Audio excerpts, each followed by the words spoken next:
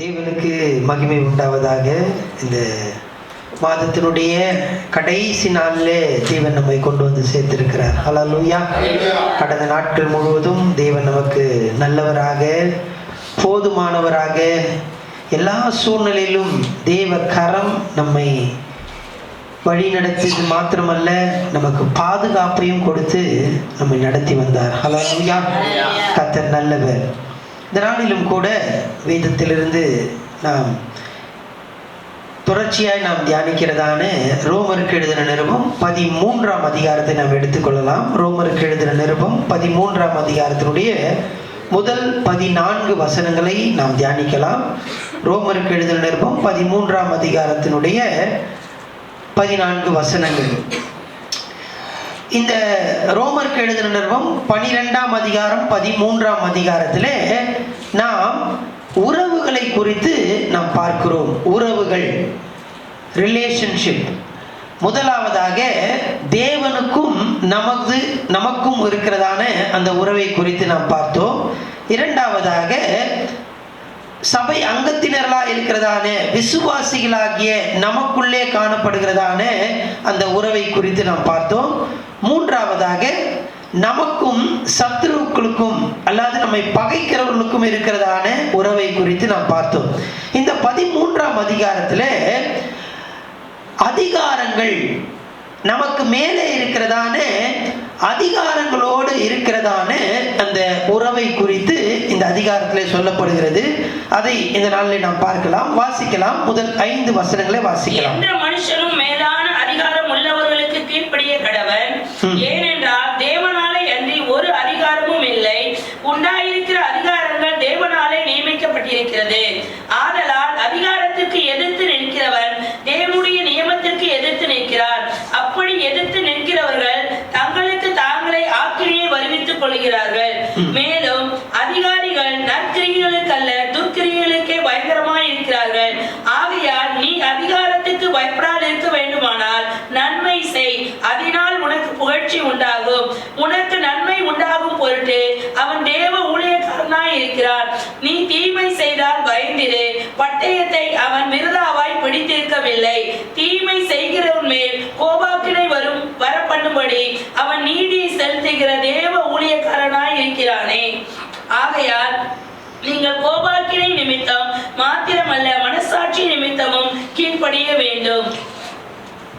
இந்த வாசித்ததான இந்த வேத பகுதியிலே அதிகாரங்களுக்கு நாம் கீழ்ப்படிய வேண்டும், அல்லது அதிகாரங்களோட நமக்கு மேலான அதிகாரத்துக்கும் நமக்கும் இருக்கிறதான அந்த உறவுகளை குறித்து இதில் நாம் பார்க்கிறோம்.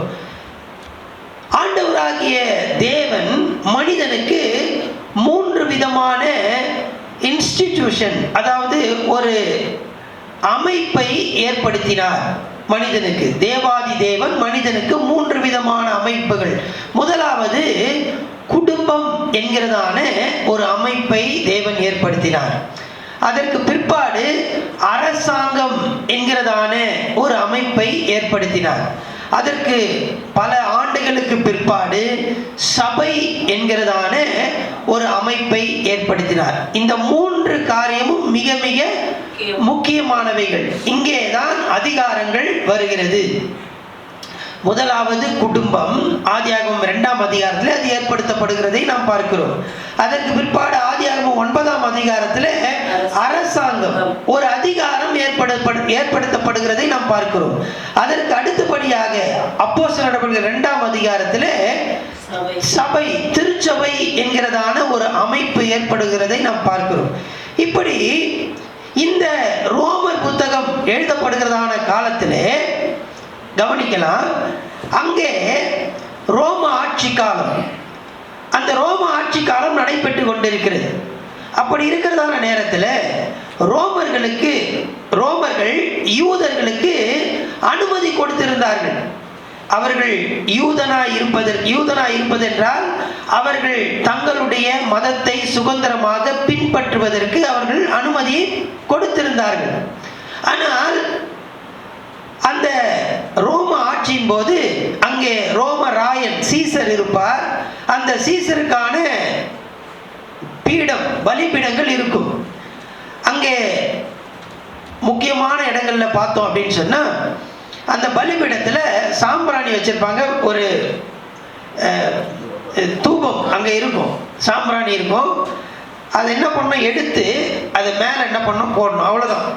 அது எதை காண்பிக்கிறது என்றால் சீசரே தெய்வம் அல்லது ராயனே தெய்வம் என்று அதுக்கு அர்த்தம்.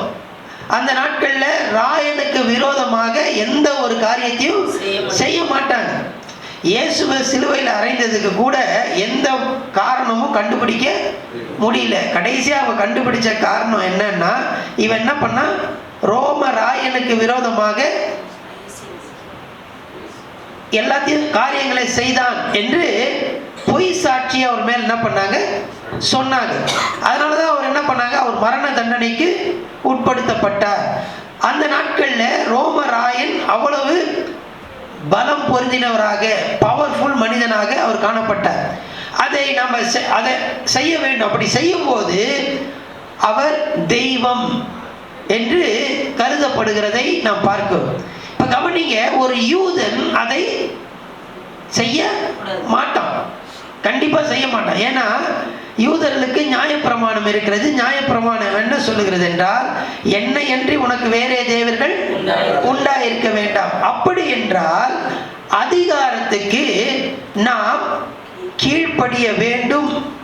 அதே நேரத்தில் எப்படி கீழ்ப்படிய வேண்டும்? எல்லாத்துக்கும் நம்ம கீழ்ப்படியணுமா? ஆனா அதிகாரத்துக்கு நம்ம என்ன பண்ணணும், கீழ்ப்படியணும். இந்த 3 விதமான அதிகாரங்கள் குடும்பத்திலே, அரசாங்கத்திலே, அது மட்டுமல்ல திருச்சபையிலே, இதற்கு நாம் எப்படி கீழ்ப்படிய வேண்டும்? அந்த நாட்கள் மிகவும் கடினமான நாட்கள், ஒரு யூதனுக்கு கடினமான நாட்கள். ஆனாலும் அவர்கள் அந்த கடினமான நாட்களில் சரியாக காரியங்களை அவர்கள் செய்ததை நாம் பார்க்கிறோம். அதனாலதான் பரிசுத்த பவுல் அந்த காரியங்களை மனதில் வைத்து இந்த 13ஆம் அதிகாரத்தை அவர் எழுதுகிறதை நாம் பார்க்கிறோம். அவர் எழுதும் போது என்ன சொல்லுகிறார் என்றால், நீங்கள் அதிகாரத்துக்கு கீழ்ப்படிய வேண்டும். எப்படி கீழ்ப்படிய வேண்டும் என்றால், வாசிக்கலாம் 5ஆம் வசனம்.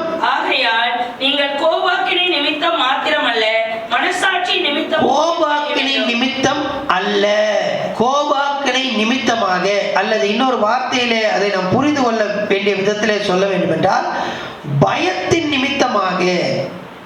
பயத்தின் நிமித்தமாக நீங்க எவ்வளவு பெரிய அதிகாரம் இருந்தாலும் அதற்கு கீழ்ப்படிய கூடாது.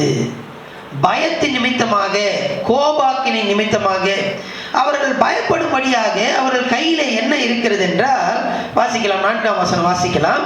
உனக்கு நன்மை உண்டாகும் பொருட்டு அவன் தேவ ஊழியக்காரனாய் இருக்கிறான். நீ தீமை செய்தால் பயந்திரு. நீ தீமை செய்தால் பயந்திரு.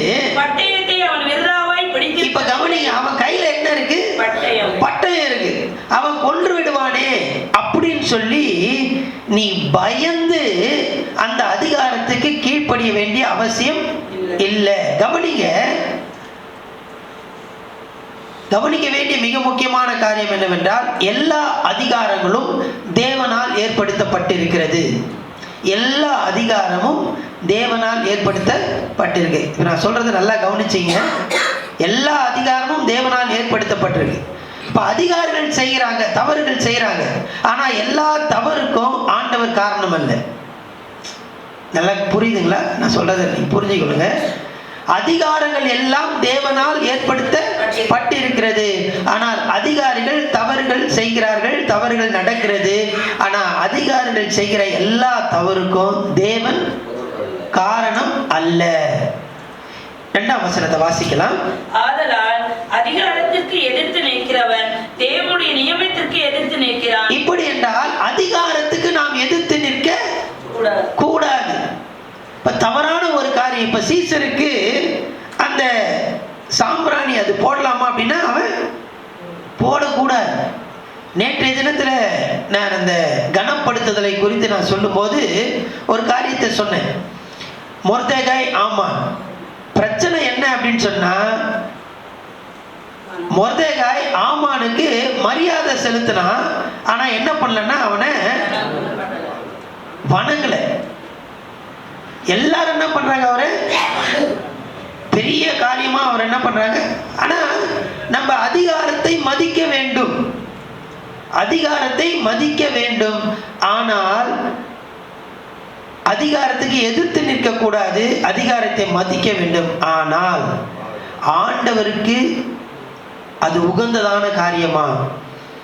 சரியாக நாம் ஆண்டவருக்கு கீழ்ப்படிந்து அதிகாரத்துக்கு கட்டுப்பட்டவர்களாய் நாம் இருக்க வேண்டியது அவசியம். கவனிக்கலாம் தேவஜனமே, கோபாக்கனி நிமித்தமாக அல்லது பயத்தின் நிமித்தமாக அவங்க சொல்றது எல்லாத்தையும் நம்ம செய்ய கூடாது. இது இப்போ நான் பேசுறது பார்த்தீங்கன்னா சமூக வலைத்தளத்தில் போகுது, சோஷியல் மீடியாவில். அதனால் நான் சில காரியத்தை சொல்ல விரும்பலை. இன்றைக்கி யூபியில் நடக்கிற காரியம் உங்களுக்கு எல்லாருக்கும் தெரியும். இன்றைக்கி யூபியில் அநேக போதகர்கள் சிறைச்சாலையில் இருக்கிறாங்க.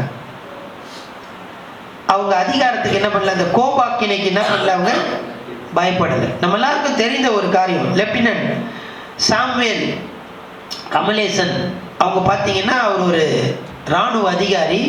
கடந்த நாட்களில் ஆண்டவருக்காக அவர் நின்றது நிமித்தமாக நீதிமன்றத்தினாலே அவர் தண்டிக்கப்பட்டு அவர் என்ன பண்ணிருக்கார், வேலையை இழந்திருக்கிறாங்க. அது எல்லாருக்குமே நமக்கு தெரியும். இவங்க என்ன பண்ணல அப்படின்னு சொன்னா, இந்த லெப்டினன்ட் சாமுவேல் கமலேசன் பார்த்தீங்கன்னா எதுக்கு பயப்படலை, அதிகாரத்துக்கு அவர் கீழ்ப்படுகிறாரு. ஆனா சில இடங்களில் கோபாக்கினி நிமித்தமாக அவங்க இதை பண்ணிடுவாங்க, வேலை போயிடும் அப்படின்றதுக்காக ஆண்டவரை அவர் விட்டு கொடுக்கவில்லை. அதிகாரம் எல்லாம் ஆண்டவரால் ஏற்படுத்தப்பட்டிருக்கிறது.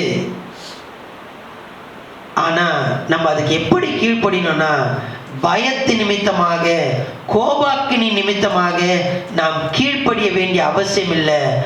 ஆண்டவருக்கு பயந்து ஆண்டவருக்கு பிரியமானபடி அதிகாரத்தை நாம் மதித்து நடக்க வேண்டியது அவசியம். ஹல்லேலூயா, ஹல்லேலூயா. இரண்டாவதாக நாம் எப்படி கீழ்ப்படிய வேண்டும், எப்படி? முதலாவது கோபாக்கினி நிமித்தமாக அல்லது பயத்தின் நிமித்தமாக இல்லை. அவன் கையில வாள் வச்சிருக்கிறான் இல்லை. இரண்டாவதாக வாசிக்கலாம், 5ஆம் வசனம், 6ஆம் வசனம், 7ஆம் வசனம். ஆகையால் நீங்கள் கோபாக்கினி நிமித்தம் மாத்திரமல்ல, மனசாட்சி நிமித்தமும் கீழ்ப்படிய வேண்டும். இதற்காகவே நீங்கள் வருகையும் கொடுக்கிறீர்கள். அவர்கள் இந்த வேலையை பார்த்து வருகிற தேவ ஊழியக்காரராய் இருக்கிறார்களே. ஆகையால் யாவருக்கும் செலுத்த வேண்டிய கடமைகளை செலுத்துங்கள். எவனுக்கு வரியை செலுத்த வேண்டியதோ அவனுக்கு வரியையும், எவனுக்கு தீர்வையை செலுத்த வேண்டியதோ அவனுக்கு தீர்வையும் செலுத்துங்கள். எவனுக்கு பயப்பட வேண்டியதோ அவனுக்கு பயப்படுங்கள். எவனை கனம் பண்ண வேண்டியதோ அவனை கனம் பண்ணுங்கள்.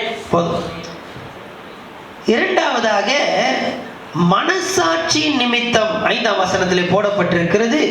மனசாட்சி நிமித்தமாக நாம் கீழ்ப்படிய, அதிகாரத்துக்கு நாம் கீழ்ப்படிய வேண்டும். ஒன்று எப்படி, பயத்தின் நிமித்தமாக அல்ல, கோபாக்கினி நிமித்தமாக அல்ல. இரண்டாவது மனசாட்சி நிமித்தமாக நாம் கீழ்ப்படிய வேண்டியது அவசியம். ஆண்டவர் நமக்கு என்னத்தை கொடுத்திருக்கிறார், எது சரி எது தவறு அப்படின்னு நிதானித்து அறிகிறதான ஒரு பகுத்து பார்க்கிறதான ஒரு காரியத்தை நமக்கு தந்திருக்கிறார்.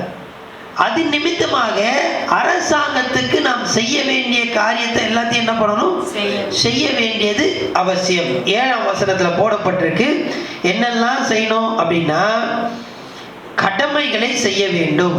என்ன செய்யணும், கடமையை செய்யணும். அடுத்தது வரியை செலுத்தணும், தீர்வை செலுத்தணும். பயப்பட வேண்டிய இடத்துல பயப்படணும், கனம் பண்ண வேண்டிய இடத்துல கனம் பண்ணணும். எல்லாவற்றையும் நாம் செய்ய வேண்டும். எப்படி செய்யணும், மனசாட்சி நிமித்தமாக. மனசாட்சி நிமித்தமாக ஆண்டவர் நமக்கு ஒரு மனசு கொடுத்திருக்கிறாரு. செய்ய வேண்டியதை நம்ம என்ன பண்ணணும், சரியா செய்யணும். நிறைய நேரத்தில் பார்த்தீங்கன்னா வரி நம்ம என்ன பண்றதுல, முந்திலாம் பார்த்தீங்கன்னா ப்ராப்பர்ட்டி டேக்ஸுக்கு இன்ட்ரெஸ்ட் கிடையாது. இப்போ கூட அப்படி தான் இருக்கான்னு எனக்கு தெரியல. ஆனால் இப்போ என்ன பண்ணுறாங்கன்னா அது கூட கட்டலை அப்படின்னா இன்ட்ரெஸ்ட் என்ன பண்ணுறாங்க போடுறாங்கன்னு நினைக்கிறேன். எனக்கு கன்ஃபார்மாக தெரியல. கவனிங்க, ஏன் அப்படின்னா ப்ராப்பர்ட்டி டேக்ஸுக்கு இன்ட்ரெஸ்ட் கிடையாதுன்னு சொல்லிட்டு அப்படியே என்ன பண்ணிடுது. அப்புறம் திடீர்னு மொத்தமாக என்ன பண்ணுவோம், அதில் கொஞ்சம் மட்டும் கட்டுறது, அது பெண்டிங்கில் என்ன பண்ணும். தேவஜனமே கவனிக்க வேண்டிய காரியம் என்ன அப்படின்னா, இது எல்லாத்தையும் மனசாட்சி நிமித்தமாக நாம் செய்ய வேண்டியது அவசியம். நமக்கு இருக்கிறதான, நமக்கு அரசாங்கம் விதிக்கிறதான அனைத்து காரியங்களையும் நம்ம செவ்வனே செய்ய வேண்டியது மிக மிக அவசியம். இது எல்லாவற்றையும் எப்படி செய்யணும்னா, பயந்து பயந்து செய்யறது வேற, அப்படி நம்ம செய்யக்கூடாது. மனசாட்சி நிமித்தமாக பயப்பட வேண்டிய இடத்துல பயப்படணும், கனம் பண்ண வேண்டிய இடத்துல கனம் பண்ணணும். அல்லேலூயா, அல்லேலூயா. இன்னைக்கு அந்த அதிகாரத்தை காட்டிலும் என்னோடு கூட இருக்கிற ஆண்டவர் பெரியவர். நான் யாருக்கு பயப்படணும்? எனக்குள்ள இருக்கிற ஆண்டவர் பெரியவர். அவன் என்ன அவன் அப்படின்னு சொல்லிட்டு நம்ம என்ன பண்றோம்? நிறைய பேர் அப்படி இருக்கிறாங்க. தேவஜனமே கவனிங்க, நமக்குள்ள இருக்கிற ஆண்டவர் பெரியவர் தான். அந்த ஆண்டவர் தான் சொல்றாரு, உனக்கு நான் வைத்திருக்கிறதான அதிகாரத்துக்கு நீ என்ன பண்ணப்பா, கீழ்ப்படினும்பா. அவங்க சொல்றதை நீங்க என்ன பண்ணணும், செய்யணும். எப்படி செய்யணும்னா மனசாட்சி நிமித்தமாக. ஹல்லேலூயா, ஹல்லேலூயா. மூன்றாவதாக வாசிக்கலாம், 8ஆம் வசனத்திலிருந்து 10ஆம் வசனம் வரைக்கும் வாசிக்கலாம். ஒருவர் அன்பு கூறுகிற கடனே அல்லாமல் மற்றொன்றிலும் ஒருவனுக்கும் கடன்படாதிருங்கள். பிறனிடத்தில் அன்பு கூறுகிறவன் நியாய பிரமாணத்தை நிறைவேற்றுகிறான்.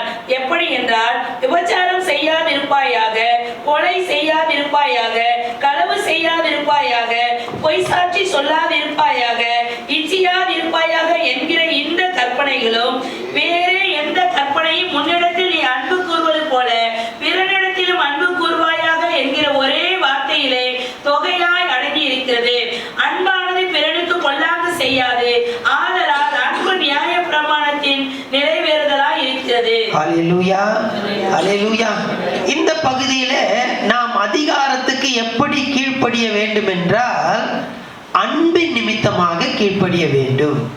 நீங்க வாசித்ததான அந்த வசனங்கள்ல அன்பை குறித்து என்ன பண்ணிருக்கு, போடப்பட்டிருக்கு. முதலாவதாக நாம் எப்படி கீழ்ப்படிய வேண்டும்? கோபாக்கினி நிமித்தமாக அல்லது பயத்தின் நிமித்தமாக அல்ல.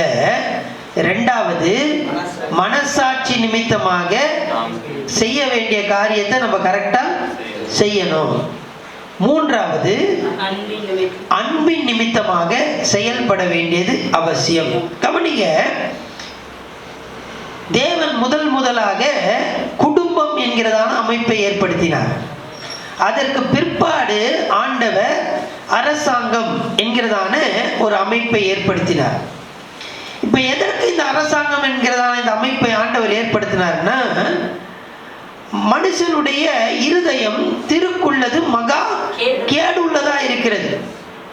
அவனுடைய இருதயம் பொல்லாப்பாய் மாறிவிட்டது. அதனால ஆண்டவர் அவனை பார்த்து என்ன பண்றாரு அப்படின்னா, மனுஷனை உண்டாக்குறதுக்காக அவர் என்ன பண்ணாரு, மனஸ்தாபப்பட்டார். இப்ப மனஸ்தாபப்பட்டு அந்த இது 6ஆம் அதிகாரத்துல நடக்கிறதான சம்பவம். இந்த 6ஆம் அதிகாரத்துல ஜலப்பிரளயம் முடிஞ்ச பிற்பாடு அங்க 9ஆம் அதிகாரத்துல அரசாங்கத்தை ஆண்டவர் ஏற்படுத்துகிறதை நாம் பார்க்கிறோம். கவனிங்க, மனுஷனுடைய இருதயம் கெட்டு போய்விட்டது. இப்படிப்பட்ட நேரத்தில் அந்த மனசை திருத்துவதற்காக, சரி பண்ணுவதற்காக ஆண்டவர் எதை ஏற்படுத்துறாரு, அரசாங்கத்தை ஏற்படுத்துறாரு. இப்ப கவனிங்க, இந்த அரசாங்கத்தால மனசை சரிப்படுத்த முடியுமா? முடியாது.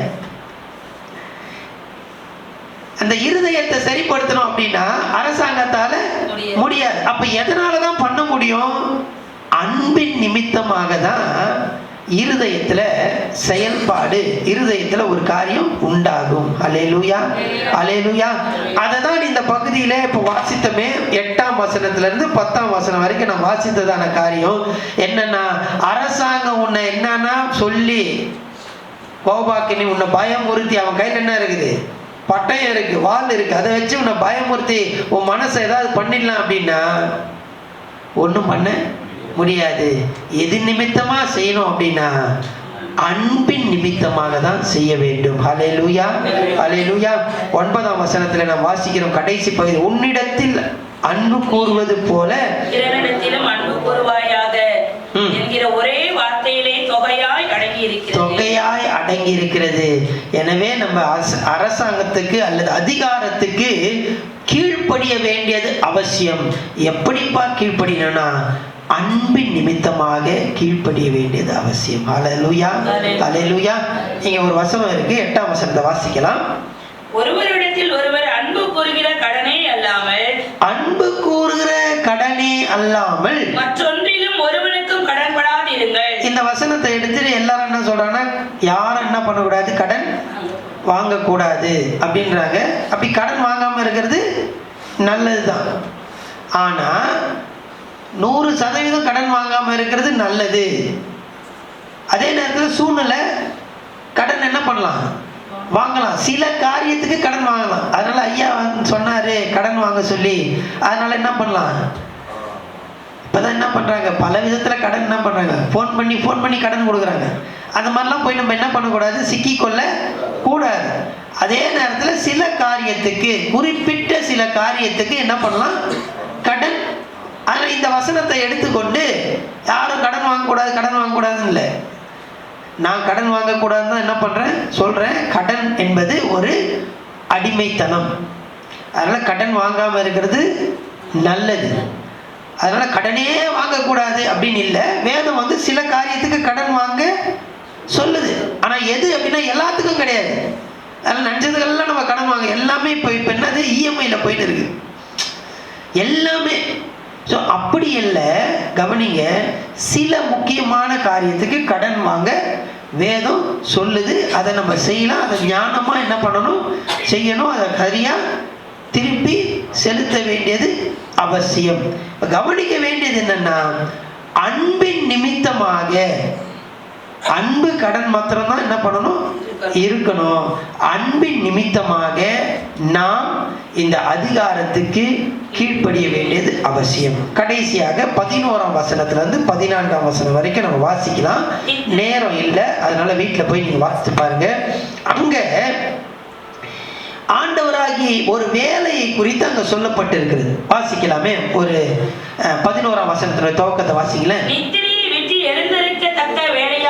வேலை ஆயிற்று. வேலை 12ஆம் வசனத்தை வாசிக்கலாம். இரவு சென்று போயிற்று, பகல் சமீபமாயிற்று. ஒரு வேலையை குறித்து அங்க சொல்லப்படுகிறது. அதிகாரத்தை ஆண்டவர் வைத்திருக்கிறார். ஒரு நாள் வரும், ஆண்டவர் திரும்பவுமா என்ன பண்ணுவார், வருவார். ஆண்டவர் திரும்பமாக வருவார். தொடர்ச்சியா இந்த பகுதியில நம்ம பார்த்தோம்னா ஆண்டவருடைய வருகை நம்ம தியானித்ததான 11ஆம் அதிகாரத்திலிருந்து நீங்க பார்த்தீங்க அப்படின்னு சொன்னா ஆண்டவருடைய வருகையை குறித்து டைரக்டா அதுல இல்லை. ஆனா 11ஆம் அதிகாரத்துல எதை குறித்து நம்ம அதிகமா பார்த்தோம்,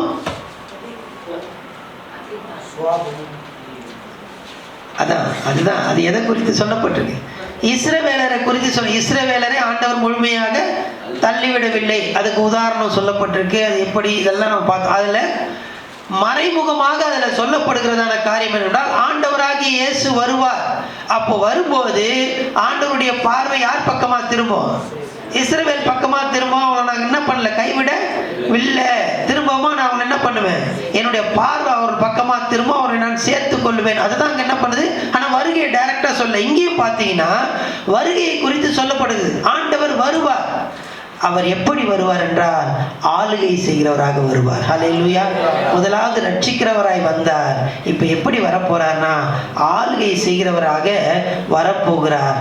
எனவே அவருக்கு அர்ப்பணிக்க வேண்டியது அவசியம். ஹல்லேலூயா. இப்ப நம்ம என்ன பண்றோம், ஆண்டவருக்கு நம்ம என்ன பண்றோம், அர்ப்பணிக்கிறோம். அது போல நாம் அர்ப்பணித்தவர்களாக, யார் எப்படி நாம் இந்த அதிகாரத்துக்கு நாம் கீழ்ப்படிய வேண்டும் என்றால், இயேசு கிறிஸ்துவின் நிமித்தமாக. இயேசு ஆண்டவர் ஒரு நாள் வருவார். அவர் எப்படிப்பட்டவராய் வருவார் என்றால் அதிகாரம் உடையவராக, ஆளுகை செய்கிறவராக இந்த உலகத்துக்கு திரும்பவும் என்ன பண்ணுவார், வருவார். அவர் ஆளுகை செய்கிறவரா வரார், அவருக்கு நான் அர்ப்பணிக்கிறேனே, அது போல எனக்கு மேல இருக்கிற அதிகாரத்துக்கும் அவருக்கு அர்ப்பணிக்கிறதுனால அவருக்கு நான் என்ன பண்றேன், சீஷனா இருக்கிறேன், அவருக்கு நான் பிள்ளையா இருக்கிறேன். அது போல இயேசுவின் நிமித்தமாக நாம் அதிகாரத்துக்கு கீழ்ப்படிய வேண்டியது அவசியம். ஹல்லேலூயா. மற்ற காரியத்தின் நிமித்தமாக அல்ல, நான் ஏசப்பா பிள்ளையா இருக்கிறேன், அதனால நான் என்ன பண்றேன், அதிகாரத்துக்கு கீழ்ப்படுகிறவனா இருக்கிறேன். கடைசி வசனத்தை வாசித்து நம்ம முடிக்கலாம். துரிச்சைகளுக்கு இடமாக உடலை பேணாமல் இருந்து கர்த்தராகிய இயேசு கிறிஸ்துவை தரித்துக் கொள்ளுங்கள். தரித்துக் கொள்வோம். 12ஆம் வசனத்தில் நாம் வாசிப்போம் என்றால், ஒளியின் ஆயுதங்களை தரித்துக் கொள்ள கடவோம். ஹல்லேலூயா. இயேசுவை தரித்து கொண்டு இயேசுவின் நிமித்தமாக நான் அதிகாரத்துக்கு கீழ்ப்படிய வேண்டும். ஹல்லேலூயா, ஹல்லேலூயா. நமக்கு குடும்பம் என்கிறதான ஒரு அமைப்பு உண்டு, அதுல ஒரு அதிகாரம் உண்டு. அரசாங்கம் என்கிறதான ஒரு அமைப்பு உண்டு, அதுல ஒரு அதிகாரம் உண்டு. சபை என்கிறதான ஒரு அமைப்பு உண்டு, அதுல ஒரு அதிகாரம் உண்டு. இந்த அதிகாரங்களுக்கு நாம் எப்படி கீழ்ப்படுகிறவர்களா இருக்கிறோம் என்பதை யோசித்து பார்க்கலாம். பயத்தின் நிமித்தம் நம்ம கீழ்ப்படுகிறோமா? அதாவது கோபாக்கினி நிமித்தம், பயத்தின் நிமித்தம், அவங்க கையில வாள் இருக்கு, அது இருக்கு, நம்மளை எதை பண்ணிடுவாங்களோ அதை பண்ணிடுவாங்க, அப்படி நம்ம கீழ்ப்படுகிறோமா? அப்படி கீழ்ப்படிய வேண்டிய அவசியம் இல்லை. ரெண்டாவது, மனசாட்சி நிமித்தமாக நாம் கீழ்ப்படிய வேண்டியது அவசியம். மூன்றாவது, அன்பின் நிமித்தமாக. நான்காவது, இயேசு கிறிஸ்துவின் நிமித்தமாக நாம் கீழ்ப்படிய வேண்டியது அவசியம். ஹல்லேலூயா, ஹல்லேலூயா. தேவன் தாமே இப்படிப்பட்ட அதிகாரங்களை நமக்கு ஏற்படுத்தி இருக்கிறார். இப்படிப்பட்ட அதிகாரங்களுக்கு கீழ்ப்படிய, இந்த விதமாக கீழ்ப்படிய தேவன் நமக்கு கிருபை பாராட்டுவாராக. ஹல்லேலூயா. கண்களை மூடி கர்த்தரை நோக்கி நம்ம பார்க்கலாம். ஹல்லேலூயா.